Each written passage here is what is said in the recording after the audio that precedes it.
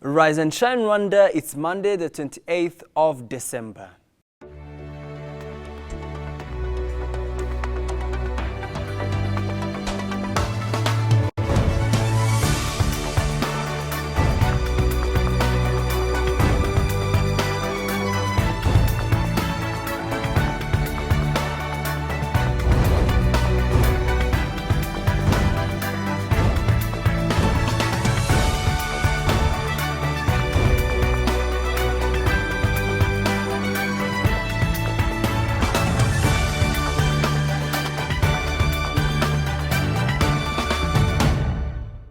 Welcome to Rise and Shine Rwanda Review Edition, where we take you back through the best of the year here on Rise and Shine.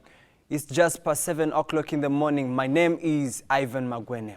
Over the next hour, we bring you a review of this year's top stories, analysis, debate, and insights into the stories that made headlines here in Rwanda and across the world. The Rise and Shine crew have throughout the year been diligently gathering and preparing everything you need to know about what's happening here in Rwanda and around the world.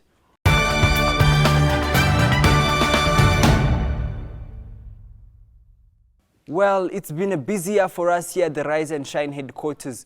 One of the most interesting stories that I reported on this year was the debate on broadband use and 4G internet. Something more special on this story was that this had to be my first story on Rise and Shine. Quite memorable. I still remember how it was challenging for me to produce this story. Let's take a look back. And we attended a discussion organized by Axiom Rwanda Networks that addressed key issues still being faced by broadband users in the country. Take a look.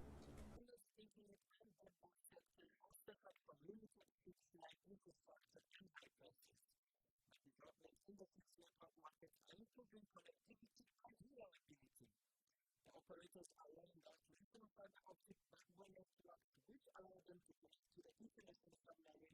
Fiber optic cables landed on the access code in 2009 and 2010. According to Mr. Johnny Kagura, hosting data internationally in Rwanda is cheaper than hosting it domestically. As part of the discussion, different ideas were debated on how advanced 4G internet could be made more affordable. My name is Patrick Buchana. I'm the managing director of AirClock, that is developing solutions for transport, smart transport solutions for the government, public transport, and exporting them to other countries as well. I think the issue of 4G still remains the same, its price, and I think different stakeholders are sitting around trying to make sure that they play around with the price, make sure that those who did an investment, it makes business sense for them, but as well as make it accessible to many startups and individuals and big businesses and homes. And I think 4G is coming at a very exciting time.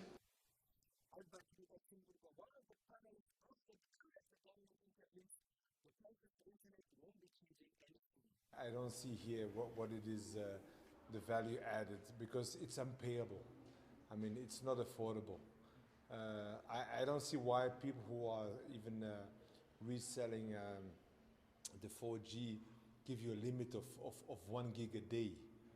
I think they should make it clear that local bandwidth, that means all of the bandwidth that we can use locally from one place to another, from inside the country, should be almost zero rated.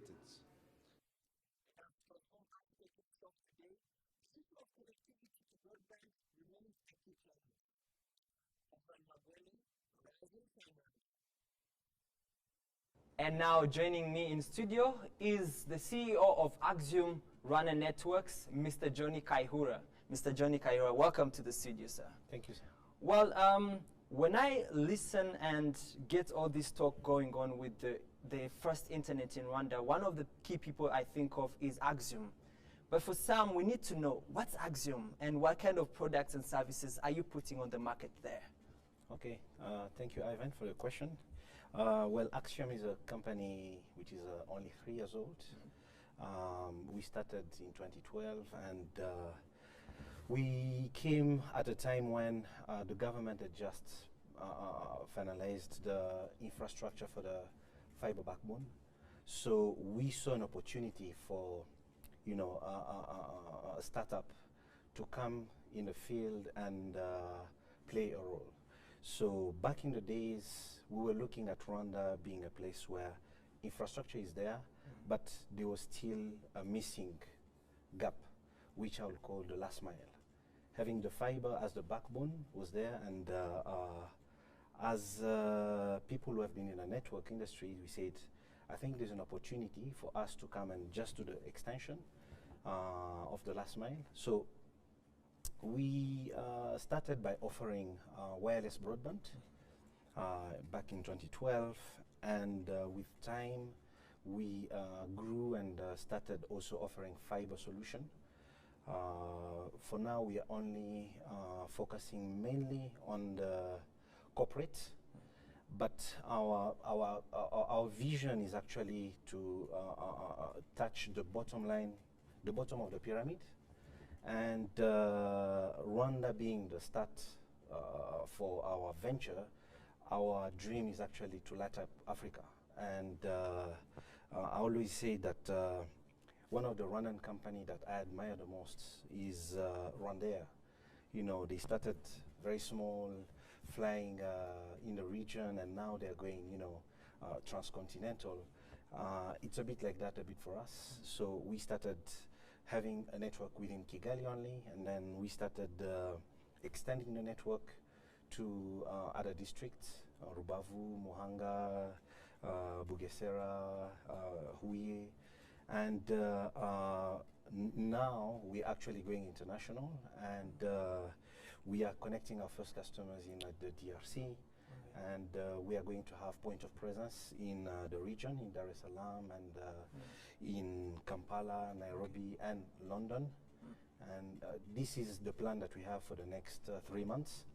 And by early next year, we extend to Zambia and Lubumbashi in DRC. Oh, well, seems you've been out on great stuff. So on the other issue also, the fact that of course, with the fast internet coming in, a lot of people have been complaining, well, it's not affordable, or the quality is still low, though we have the fastest internet in the country right now. What are some of the key issues that Axum has put forward to make sure that you provide all these two qualities together? Okay, thank you so much. Actually, when we started 3 years ago, you know, the fiber has just been laid, and but back then we did not really have a proper network. So we looked around and see what can we offer differently in the market. So we started by building the core of our network, and right now I would say, in terms of challenges which we trying to address currently is, you know, getting the, I would put it as a business grade internet for our corporate customers. And hence we needed to have, first of all, the foundation of our network very solid. So that was our phase one, and phase two is actually to also access to the international, because, you know, when you travel out there, you'll find internet is quite affordable.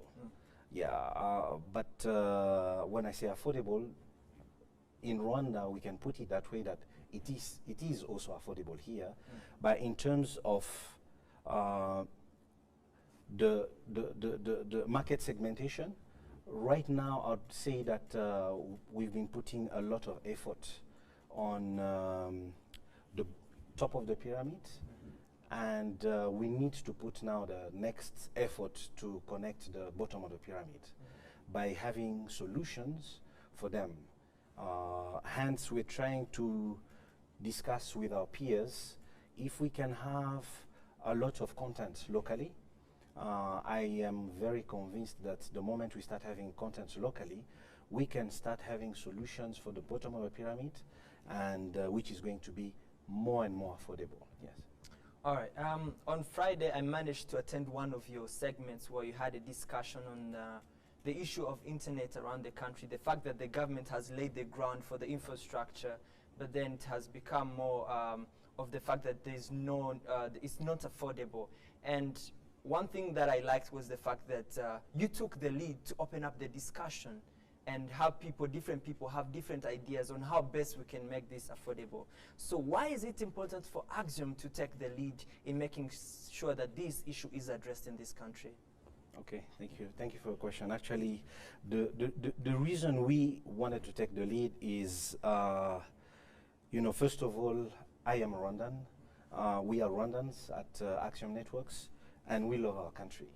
So you have all of this infrastructure that has been laid, as you said. But if you look the configuration of things, how they are today, most of everything we access to internet comes from outside. It's like we are importing. So when you import, you know, you actually have to go through lots of challenges. We are landlocked. We are, I would say, you know, a few thousand miles from the main internet servers in Europe, in US. So for us, we thought we need to start thinking differently. If we keep importing, we are actually exposing ourselves by sending money outside. So we want to, we saw an opportunity and we said, let's sit down with our peers in the industry and let's start and think of how to develop the local content. And from there, if we have more and more local content, that means we will start importing less and consume local.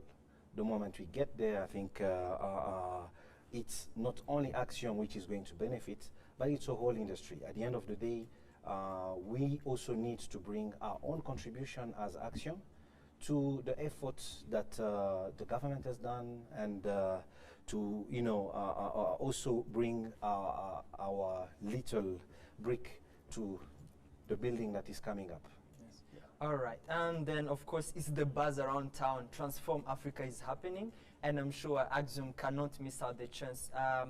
Of course, I want to know a little bit of what you're thinking and what are your contribution, or what are your expectations from this year's summit, and what do you think are some of the key issues that you think need to be addressed in this summit?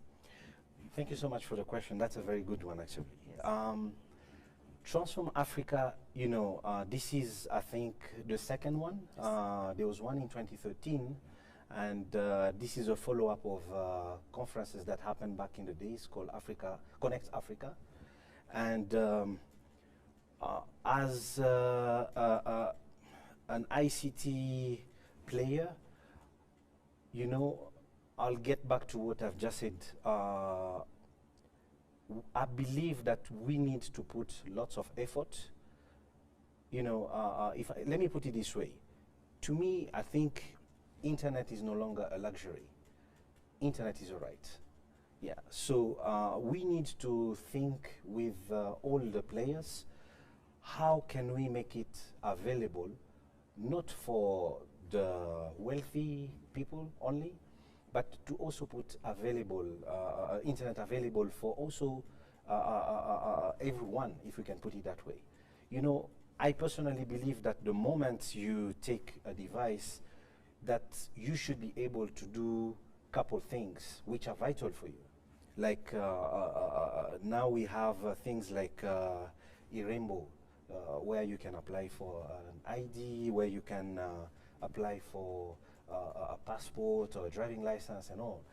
I believe that there are certain things which are so vital that we should start making it available for everyone. Anything to do with government services, anything to do with education, anything to do with health, anything to do with agriculture, you know, these are some of the things that I truly believe is going to transform the way things are done. The moment you can have a kid accessing, you know, the content of his, you know, of his school through a device at either a very affordable price or even some of it free, I believe that we can start seeing people in Africa being transformed. Yes. And my last question would be, apparently this is the second time the summit is happening, and as a person that participated, what do you think has improved for the meantime from the fact that with the last summit happening and this one happening, with that gap, what do you think have been certain what have been certain improvements within the time period that it has happened? Well, I think in 2013, I'll be talking mainly on the Rwandan side because Yes. that's what we actually know better. I know back in 2013, it was the announcement, the big announcement that was there was the deployment of the 4G LTE. And if we look from 2013 to today, we have now about 5 cities in Rwanda which are covered already. We have 40% of the population which is connected to 4G. You have the telecom companies that have extended their 3G network. I think it's now covering quite a large population for most of the telecom companies. And you also have, you know, back then in 2013, we had about 8 internet service providers. But if you look today for Rwanda alone, we now must have been passing the 20 companies that offer internet services. So I think there's more offered to the market. There's more competition, of course, and which is good for the market. At least in Rwanda, that's what I can say. Yeah. All right. So thank you so much, and I hope after this, of course, everyone is connecting to Axiom. Yes. And absolutely, I know the fastest internet we have. You have it, so I advise everyone to go on it. And then, of course, it was nice having you on the show, and we hope to see you again. Thank you so much. Thank you, Ivan. Thank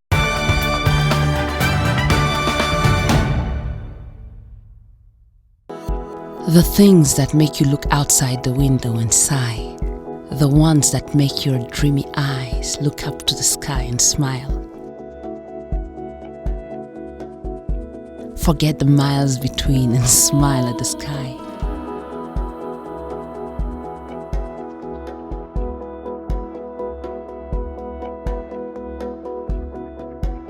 Like it held something precious that belonged to you.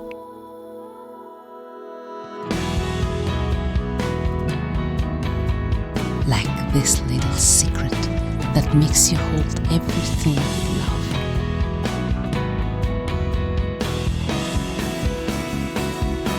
Let your passion guide you. You can be sure you will touch the sky.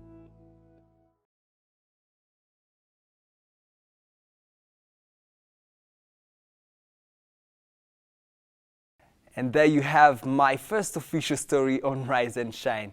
Quite staggering, isn't it?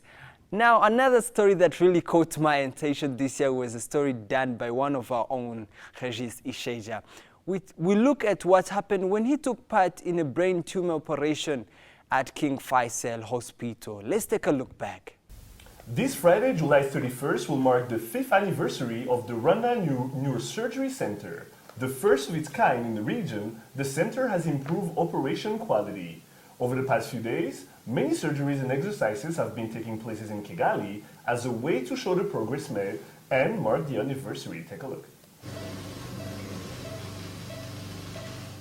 As part of the activities to mark 5 years of the Rwanda Neurosurgery Center, many surgeries and exercises are taking place at King Faisal Hospital and CHUK until July 31st. The priority since the center's launch in 2010 has been to increase the number of neurosurgeons. What we have done, one is to increase the number of neurosurgeons, and after the establishment of the Neurosurgical Center, we, in collaboration with the University of Rwanda, we developed a curriculum for training of neurosurgeons. Currently we have 3, one in the 4th year, the other one is in the 3rd year, and the one in the 2nd year. So we've got one also that is coming into 1st year. So yes, we're developing capacity by training. We also sent out in 2010 and 2011, we sent out 3 people for training through the Ministry of Health. So we're collaborating with the Ministry of Health, University of Rwanda. So we're really developing that specialty of neurosurgery. the country.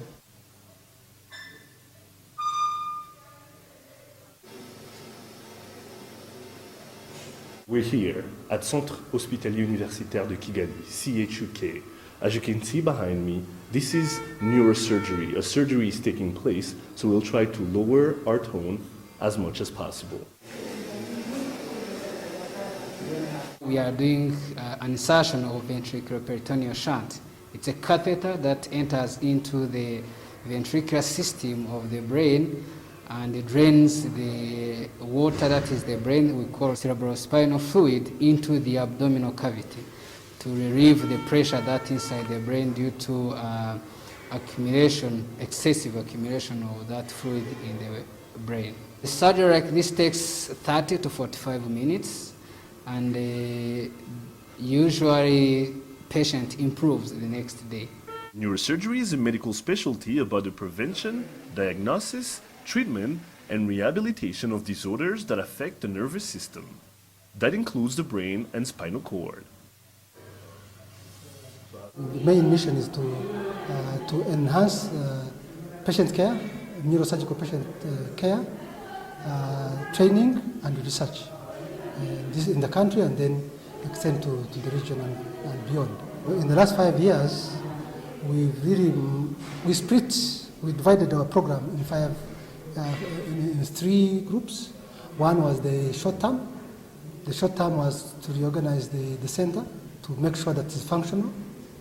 The next 4 years, which ends on the 31st, was to deal with, to improve patient care, to see that we have the basic, more than basic equipment, and then deal with training. In this case, a 13-year-old suffering from a congenital brain tumor is being treated. Right now, we are doing an operation. It's a brain tumor of a child who is 13 years old. This is a congenital tumor. It means that the patient was born with it, but it has grown over time, so that has made some change in his body, especially the growth, and has raised intracranial pressure. It means that it is occupying a space in the brain. Usually it can take 2 to 3 hours, it can be short, depending on what we're doing. But most of neurosurgery procedures, they take long time, up even to 6 hours, but this one may take 1 to 2 hours. To 5 more years and even more neurosurgeons. Regis Isheja, Rise and Shine Rwanda. And joining me in studio now is Dr. Emmanuel Nkusi, coordinator of the Rwanda Neurosurgical Federation. Is it a federation? What do you call it? There is an association called Rwanda Association of Neurological Surgeons. Right. And then there is Rwanda Neurosurgical Center. Which is the one you head at the moment? Both I am the president of the association, but I also coordinate the activities of Rwanda Neurosurgical Center. And it's great to have you on the couch right now because you're going to educate me and you're going to educate everybody that's watching us at the moment. First of all, tomorrow will mark your 5th anniversary, the 31st. Now, since 2010, what can you say you have accomplished? What are you most proud of at the moment? If I chose one thing, the training program, because you're going to have more neurosurgeons in the country. Is it because at first there was a partnership with Duke University in the US and other universities as well. So far, how have the trainings been going? I mean, do you have more people now? Do you have more equipment now? How does it work? As you said, you asked me to choose one, so I said about training, right. Because the numbers have increased in terms of the people in training. You saw some. David, for example, the one who was talking, right. Is a resident in neurosurgery. He's in 4th year. Severia? Severia is a consultant in neurosurgery. Right. David, the one who was doing the shunt, the Absolutely. one who was described the shunt. Yes. Yeah, that one is a resident in neurosurgery. He's in his 4th year, as he told you. So he'll be finishing in 2 years' time. So we'll be having people that we trained ourselves. That's great. Now, talking about numbers, how many people will be finishing? Because you talked about it a little bit in the report. How many people will be finishing soon? How many people have finished since 2010? And how more are you hoping to have to give some type of trainings between now and moving forward? Yeah, neurosurgery takes long. Our training program here takes 6 years. It's 6 years. So that's why I'm saying David still has 2 years to go. In 2010, through the Ministry of Health, 3 people went for training. There is a lady, is in Morocco. She's finishing her 5th year now, so we'll be doing 6th year next year. So she'll be coming back in September. There is one in South Africa. He went before, he was the first one to go. He may come this September, or he should be here by September next year. And then there is one who went to Kenya. So he should also be in his 6th year next year. Right. Now, when we visited CHUK yesterday and you were on the premises, there was a young kid who's 13-year-old, and he has a congenital tumor. Now, can you talk a little bit about what that is and basically how long it takes to actually get through the surgery, and then how long it takes for him to actually recuperate after that? Yeah, that young man, he's got what we call craniopharyngioma. In itself, the origin of that tumor, a person is born with. However, if you took a picture of the person when he was born, he didn't have the tumor. So, in a sense, they call it a congenital tumor because the cells are wrong. Okay, the abnormal from the beginning. They keep growing in number until the person starts developing symptoms. And that's when they manifest either with the started growth. If you looked at him, he's shorter than his peers of the same age. They tend to be, some of them develop headaches, early morning headaches. They vomit. Other than that, okay, they also tend to have a frequent micturition. They could tend to go to the loo many times. Now, I like the fact that you talked about headaches, because if you're having a headache for a very long time, a pounding one, and many of us, I'll be the first to say that it's happened to me on many occasions. You tend to just go for an Advil and then be like, it's gonna go away by itself. But that doesn't necessarily happen all the time. Should they go to the emergency room right away? And then talk to us also about what MRIs are and what CAT scans are. Yeah, the headaches that we call, one would call a red flag. The headaches that wake a person up about from 3 to about 6. In the middle of the night? Late. We can call it early morning. Right. Because there is a pathophysiology, if you want to go into medicine. The reason is when we sleep, we do not breathe properly. Right. So there is a tendency to keep carbon dioxide into our saturation. And that ends up causing vasodilatation, blood vessels, disengagement of veins. And that, with a tumor in the head, then people develop headaches in the morning. They improve as the day improves. As you get up and start breathing normally, then that engagement subsides, and during the day, a person is fine. Or MRIs, CAT scan, can you tell us? MRI is magnetic resonance imaging. It uses a magnet to take pictures. It interacts. We have water in our bodies, so what the magnet does, it just changes the direction of the. That's the physics about it. Right.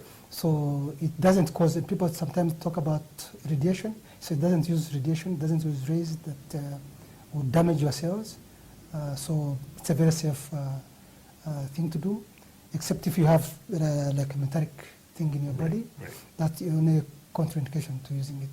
But otherwise, it's a very good imaging modality. Right. CAT scan? Now, CAT scan, it uses rays that would do some damage to cells, But that's if you subject a person every day to the thing. But just once of getting it like every week, sometimes we do it weekly for people that deserve it. So those will show us pictures that we use to manage patients. So they're very important. Dr. Musi, it's been an honor to have you on this couch. Hopefully you'll be back very soon to not only talk about this, but also talk moving forward what we can accomplish. Thank you very much. Oh, you're welcome. All right. Thank you very much. Nice having We appreciate having you. educator. You're watching Rise and Shine Rwanda. Don't go anywhere. Business are up next.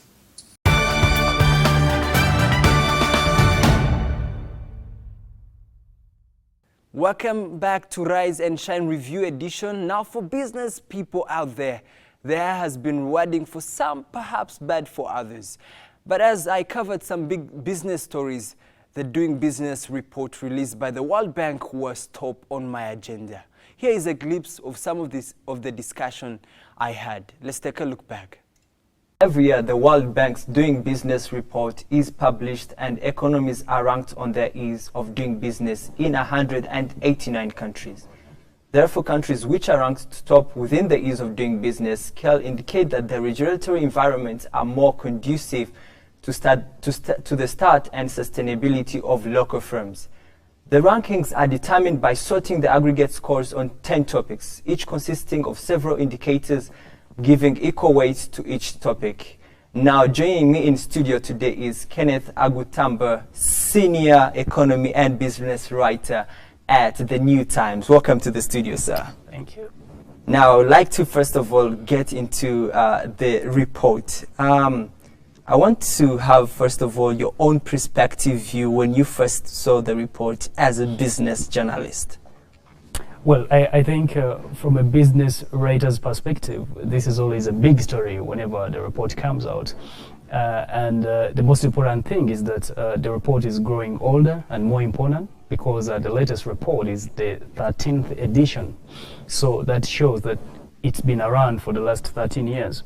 Now, the most important thing is that 13 years ago, before we had, or when they first introduced the Doing Business survey, the World Bank, all countries, the 189 countries you're talking about, world over, especially in sub-Saharan Africa, there was a lot of what we call red tape. In simple language, call them roadblocks to business. You know, someone wants to do a business, but there are simply too many problems. And these ones were making it hard for countries to attract investors. So 13 years down the road, countries have realized the importance of having friendlier, less burdensome regulations so that they can foster, businesses to prosper, so that they can have the best and probably the most attractive business environment. So the latest report we are seeing is literally saying that 13 years after introducing the Doing Business survey, are countries improving? Mm-hmm. Are they doing better? Do they have better doing business environments?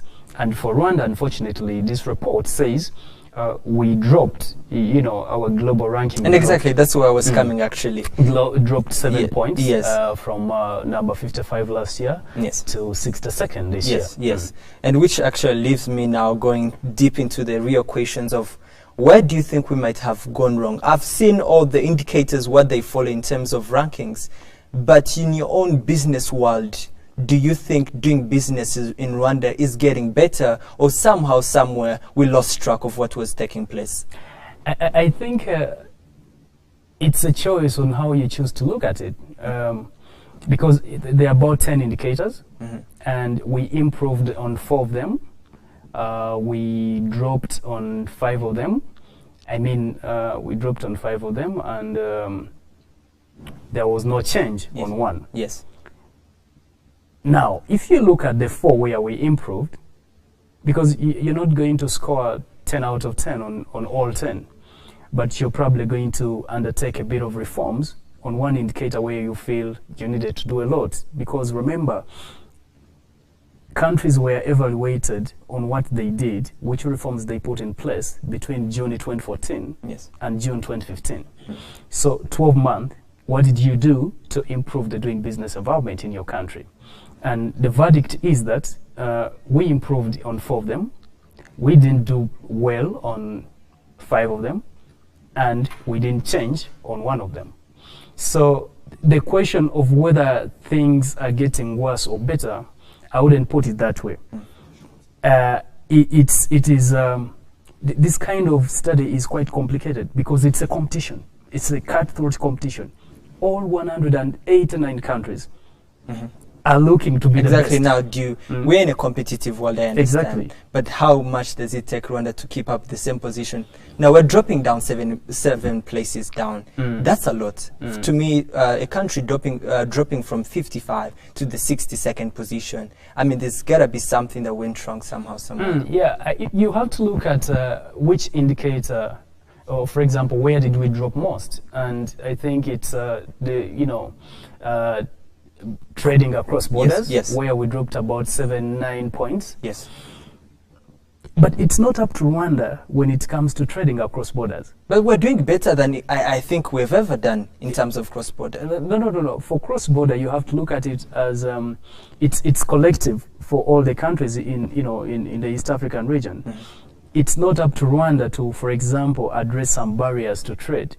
It's up to all the 5 partner countries in the ESC. If Rwanda does its best and the neighbors don't do that, obviously you're going to drag one country down. And I will show you, much as Rwanda dropped 7 points down, it is still the best ranked country in East Africa. That tells you something. And also you have to put in consideration that 2 years ago, the World Bank decided to change the methodology on how they count this. Rwanda used to be in the top 40, before 2 years ago. Last year, when they changed methodology, the report came and we are number 55.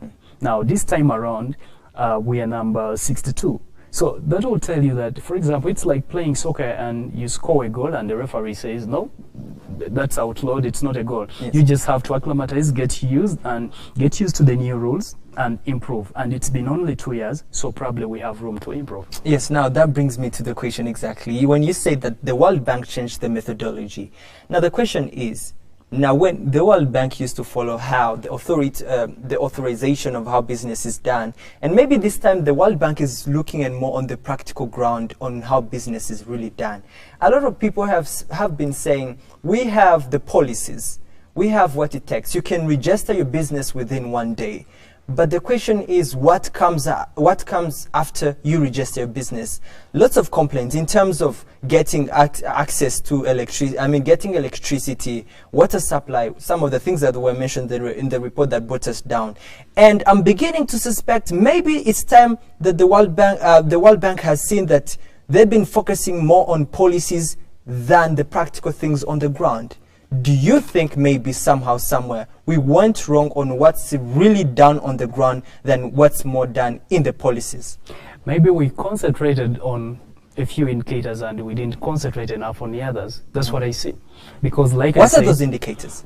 We improved, for example, on getting credit. Last year we were number 4. This year we are number 2. Now, if people who are doing business in Rwanda are telling you that they find it very easy for them to get credit, that's the most important thing. If you start your business, no matter how hard it is, but you're able to get the credit to keep it running, that's a very important thing, because we tied in the 2nd position with countries like United States and Colombia.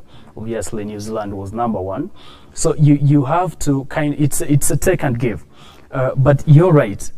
We need to now, because the World Bank, if I read properly somewhere, they are saying that it's high time countries started to concentrate on the quality of their regulations. It's not about saying it takes only 6 hours to register business. You now have to look at the smaller little bits. And what I see, and probably the advice that the government of Rwanda should take from this report, is to listen, because this survey is based on answers that they get from people who are doing business here. There are several questions on each indicator, and it's a yes or no. So if traders are saying no to certain questions in this survey, it is high time that we started listening. What are they saying? And then we take action, because that's it. Because the Doing Business report is a key reference point for people seeking to do business in Rwanda and every country. If a foreign investor wants to come open a business in Rwanda, this is one of the documents they go to. So you're right when you say that we need to look at the quality of our regulations. And how do we do that? We have to talk to the beneficiaries of these regulations. Are they working, or they're just good on paper? And once we do that, I think, in reports to come, our figures will look up. And that exactly. Now, if you look at the report, one of the key issues that disturbed me was the cross-border trade. To me, at this point, numbers tend to show that Rwanda is on a good track. Maybe you said it, other countries have other problems that maybe could make Rwanda lose its focus on the cross-border trade. But then that leaves me, if you look at how Kenya is presently doing in terms of the economy, they're not so poor like they were doing in the last few months. If you look at Uganda right now, they're not doing so bad. And cross-border seems to be, if you look at the numbers, seems to be getting better. Now for me, the question is, for example, if you look, I'm saying this on a market because Rwanda is focusing on the 150 large market. We're having, of course, fluctuating prices. Rwanda is attracted less foreign less foreign investment than Uganda and Kenya, but then things with the cross-border trade are getting better. This report shows we're dropping so bad that I think was one of the key issues that made us drop at least 7 positions down. Do you think somehow the economies maybe of all these countries within the East African region are not supporting Rwanda's economic growth and helping increase its numbers? Or you think it's a problem within the system here? No, I think that there is a particular reason why we seemed to be dropping on doing business. And what's that reason? I may not remember so well, but in the report they said there is just one particular factor that they say actually contributed to this drop. And it is simple, because if the report gives you a reason, it means it points you to your weakness. And like I said, it's very simple, because this is not the last report. It's not a condemnation. It's not a death sentence for the Rwandan economy. It is very easy. We just need to look at what caused this drop, address it. But in addressing it, you have to be careful on emerging factors. Because like I said, if you concentrate on one, there are other 9 factors that you have to look at. So if you over-concentrate on this, and then you will drop on the other next year. And so it's a very complicated survey to keep up with, but it is good because it keeps governments on the tenterhooks. It keeps governments on their toes to make sure that they have the best, the very best, or if they can't have the very best, they do their best to get the best doing business environment they can have. Thank you so much, Mr. Kenneth. I know this discussion can go on, but for now, I would like to thank you so much for taking off your time to come and join us in the studio. You're welcome. We hope to see you next time, maybe. All right. All right, you're watching Rise and Shine Rwanda. We'll be right back.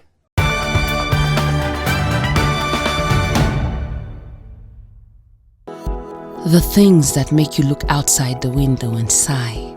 The ones that make your dreamy eyes look up to the sky and smile. Forget the miles between and smile at the sky.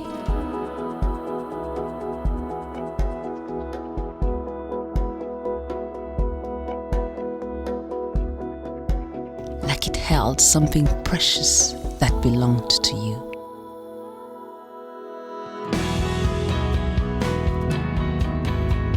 Like this little secret that makes you hold everything you love.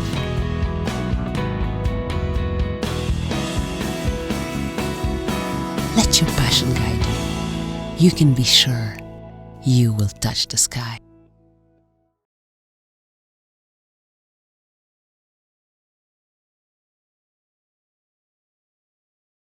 You're watching Rise and Shine review show of the year, and now on to yet another story that toppled up our agenda this year. This has been a year of political change in Rwanda. Rwandans went on a referendum to vote for the constitution amendment. We'll take a look at this turning point in the Rwandan domestic politics. Rwandans today and tomorrow are voting for a constitution amendment. The process of amending the constitution is the result of petitions from and consultation with the population, which were discussed and approved by both chambers of parliament. After the approval, the draft of the amended constitution was sent to the cabinet, which paved the way for the ongoing referendum. Today, we take a deep insight into the general preparation of this turning point in Rwandan politics.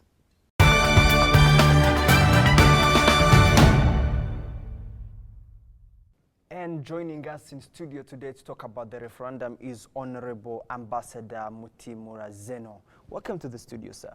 Thank you very much. Well, of course, it's the buzz of the news. We know as Rwandans we're going to the polls this Thursday and Friday. For the diaspora, Thursday, and for the locals here, it's Friday.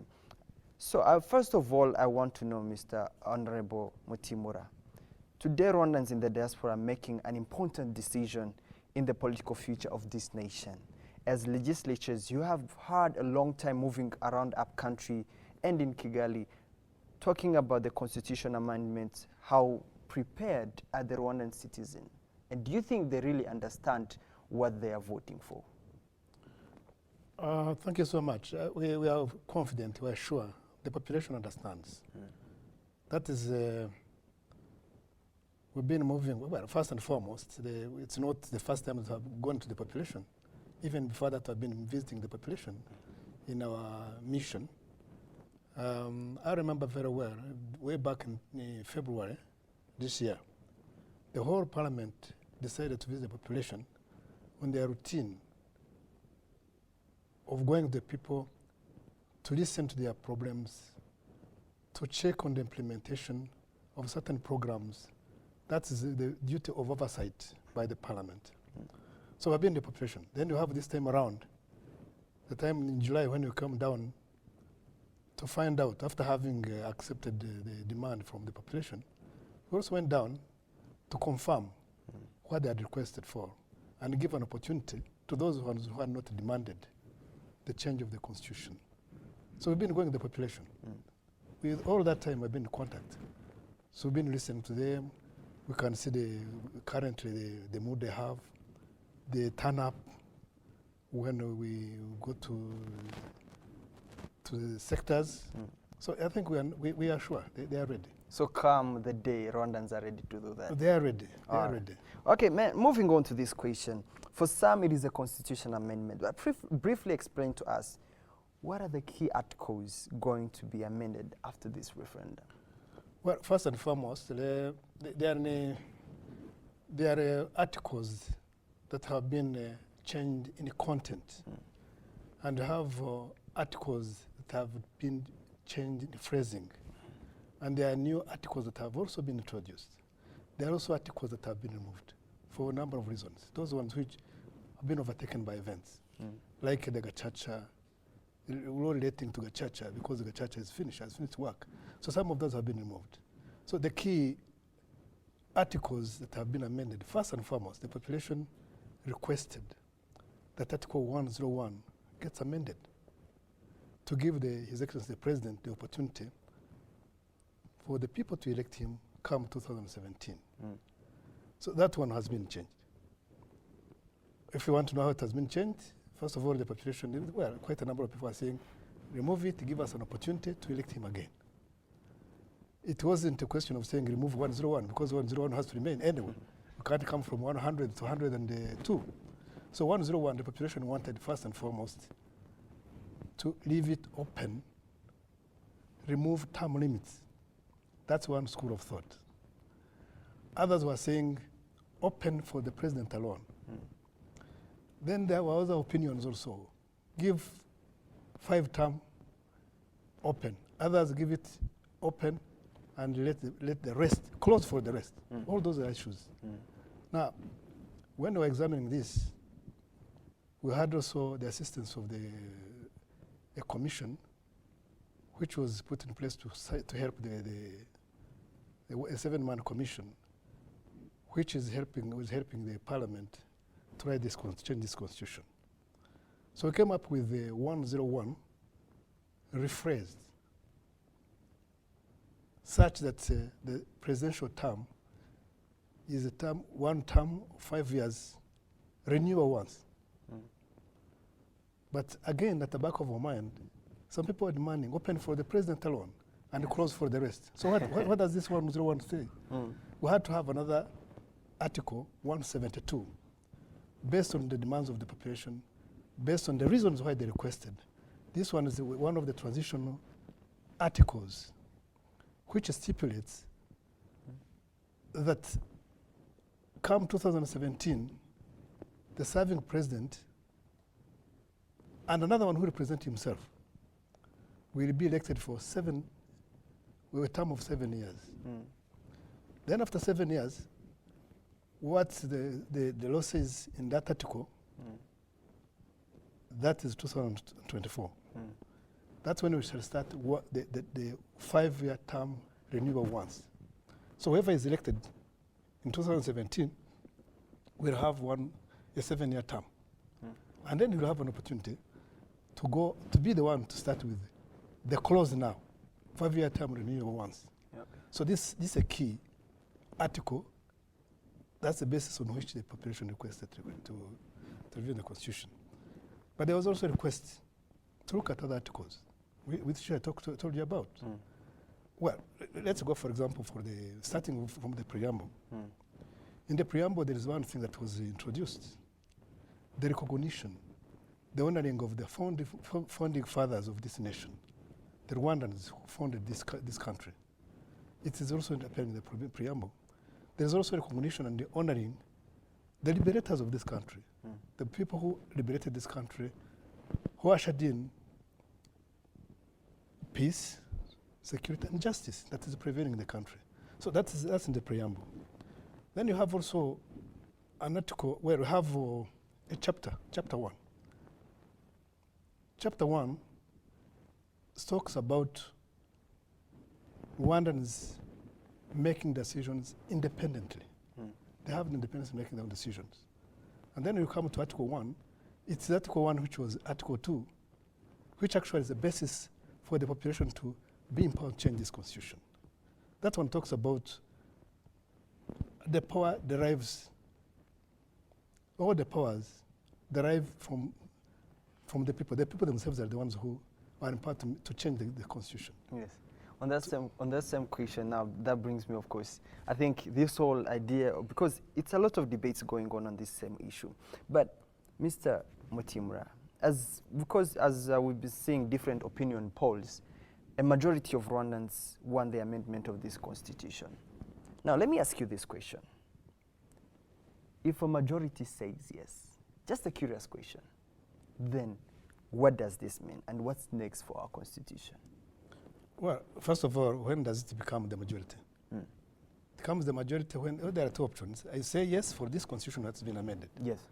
Those who are for the reviewed constitution will vote yes in the referendum. Those who are not for it will vote no. Okay, if 50 plus 1 vote yes, that means the constitution becomes law. That's what it means. And it will a law that will be replacing the existing law. That's what it means.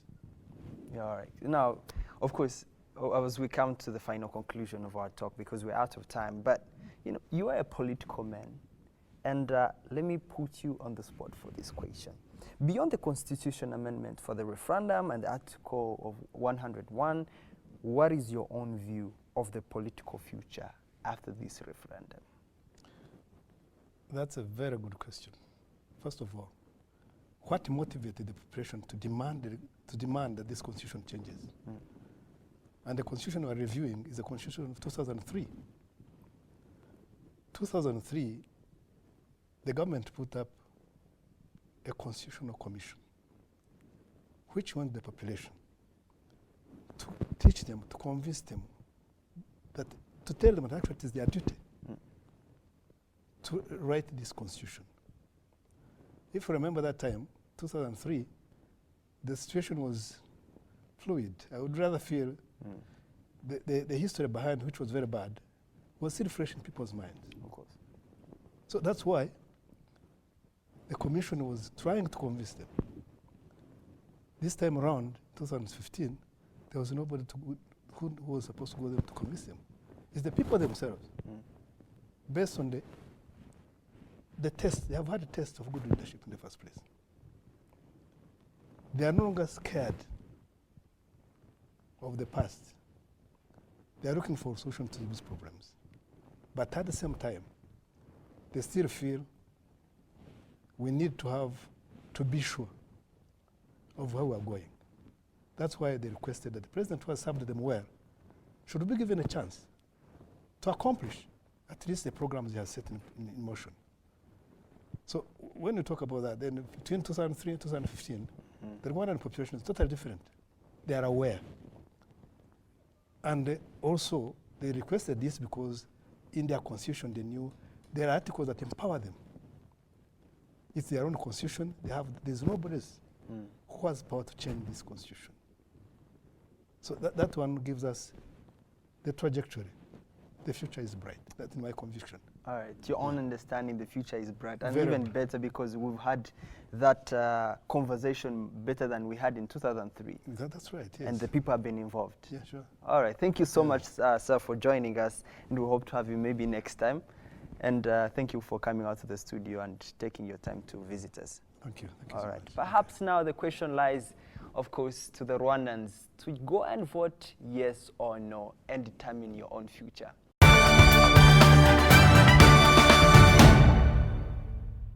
And finally, we come to my final story. As of now, it has become a culture that every year Rwandans from all walks of life meet to discuss certain issues affecting the countries in the annual national dialogue Umushikirano. Once again, this year, leaders and members of the diaspora community recommitted to owning their future through championing ideals that drive the country's socio-economic transformation, as well as safeguarding the gains made since the 1994 genocide against the Tutsi. We take a look back at this year's Umushikirano. And now, the two-day national dialogue, commonly known as Umushikirano, ended yesterday at the Camp Kigali Conference Village. In our today's story of the day, we take key insights into the moments and the final resolution of this event. Let's take a look. The two-day national dialogue Umushikirano came to an end yesterday at the Camp Kigali Conference Village. The two-day event attracted over 1,000 people from all walks of life. The national dialogue started with a state of address by His Excellency Paul Kagame. Also speaking at the event, the Prime Minister announced the adopted resolution from last year's national dialogue, pointing out 17 resolutions of them were implemented. Concluding the two-day Mushikirano, His Excellency pointed out that the next Mushikirano will see a better Rwanda. Our leaders, distinguished guests, Banyarwanda, Banyarwandakazi, and bikora nk'ejo.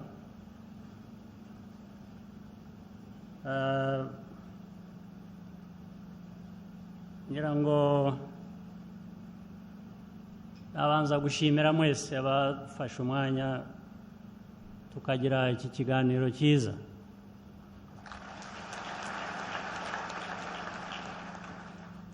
Byinshi byavuzwe, ngira ngo ndetse bihagije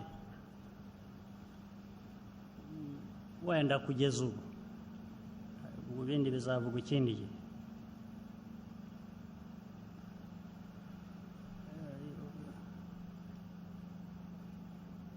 Igisigaye rero usibye gushimira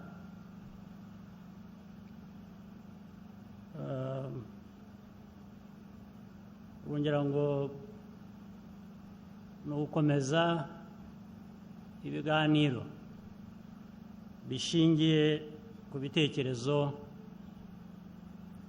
twagezeho hano muri iyi nama. Tugakomeza inzira turimo ndetse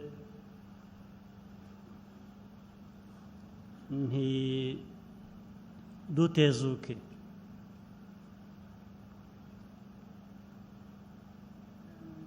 I was saying a lot has been said.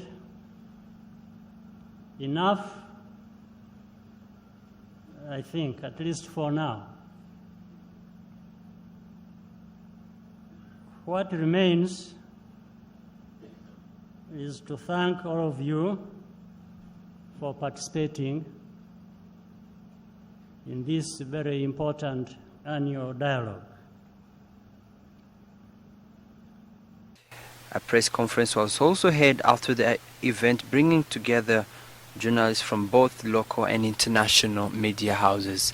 Ivan Magwene, Rise and Shine Rwanda.